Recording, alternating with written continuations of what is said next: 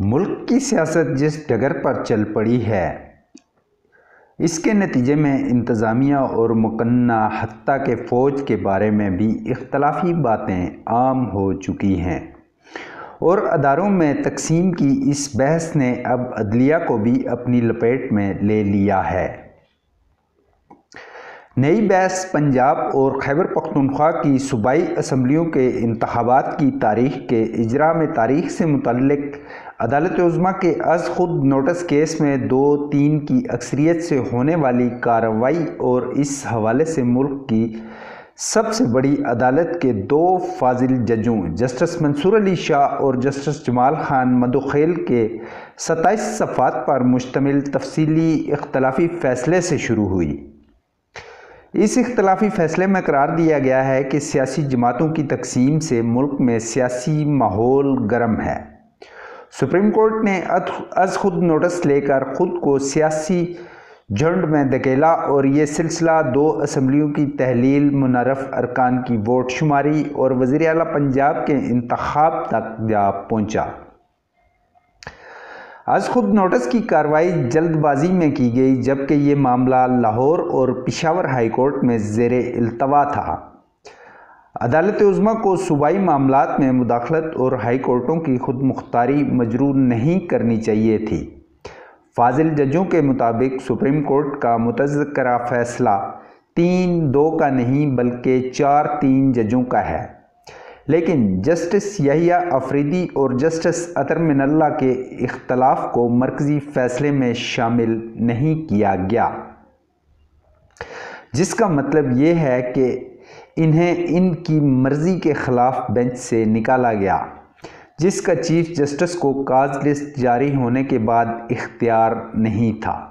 فاضل ججوں نے اپنے فیصلے کو جسٹس یحییٰ افریدی اور جسٹس اطہر من اللہ کے فیصلے کا تسلسل قرار دیا اور چیف جسٹس کے از خود نوٹس اور دائر کی گئی تمام درخواستیں مسترد کر دیں۔ اختلافی فیصلے میں یہ بھی کہا گیا کہ چیف جسٹس کے ون مین پاور شو کے اختیار پر نظر ثانی کرنا ہوگی۔ اس اختلافی فیصلے سے سپریم کورٹ کے پہلے فیصلے پر سوالیہ نشانات لگ گئے ہیں۔ جس کا نتیجہ کیا نکلے گا یہ تو بعد کی بات ہے، لیکن قانونی ماہرین اور تجزیہ کاروں کی رائے میں اختلافی فیصلے کے عدالت ہی نہیں پورے سیاسی نظام اور مستقبل پر بھی اثرات مرتب ہوں گے۔ ان کی رائے میں عدالتیں آئین کو دوبارہ نہ لکھیں بلکہ اس میں جو کچھ لکھا ہے اس کی تشریح کریں۔ 2 ججوں جن کی رائے کو دوسرے ججوں کی تائید بھی حاصل ہے کہ اختلافی فیصلے سے تجزیہ کاروں کے مطابق سپریم کورٹ کی ساکھ کو شدید دھچکا پہنچا ہے۔ سینئر ججوں نے چیف جسٹس کے صوابدیدی اختیارات پر سنجیدہ سوالات اٹھا دیے ہیں۔ یہ صورتحال تقاضا کرتی ہے کہ متذکرہ معاملے جیسی آئینی صورتحال میں ملک کی اعلیٰ ترین عدلیہ کو عجلت یا جلد بازی میں کوئی کارروائی کرنے کی بجائے سینئر ترین ججوں پر مشتمل بینچ تشکیل دے کر گہرے غور و فکر سے آئین کی روشنی میں معاملات یکسو کرنے چاہیے۔ عدالت عظمیٰ کی ساکھ اسی صورت میں برقرار رکھی جا سکتی ہے۔